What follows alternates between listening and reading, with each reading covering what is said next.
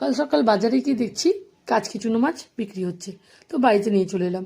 এবার কিছু পেঁয়াজ, টমেটো, কাঁচা লঙ্কা, রসুন আমি ছোটো ছোটো করে কুচিয়ে নিচ্ছি। আর মাছগুলো আমি একটু ভালো করে পরিষ্কার করে ধুয়ে নিয়েছি। এই মাছ ধুতে কিন্তু বেশি সময় লাগে না, খুবই তাড়াতাড়ি হয়ে যায়। তো মাছটা ধুয়ে রেখেছি, এদিকে সমস্ত কিছু কাটা হয়ে গেল। তো এবার একটা কলা পাতার মধ্যে মাছগুলোকে একটু নিয়ে নিচ্ছি।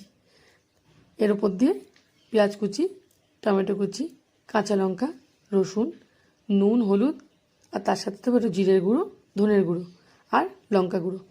বেশ পরিমাণ সর্ষের তেল নিয়ে নিলাম, হালকা হাতে মাখিয়ে নেব। ভালো করে মাখিয়ে নিয়েছি। এদিকে কিছু পরিমাণ তেল আমি গরম হতে দিয়েছি, ওর মধ্যে মাছগুলো আস্তে আস্তে দিয়ে দেবো। গ্যাসের ফ্লেমটা একটু লো করে নেব, দিয়ে একটু ভাজা ভাজা করে নেব।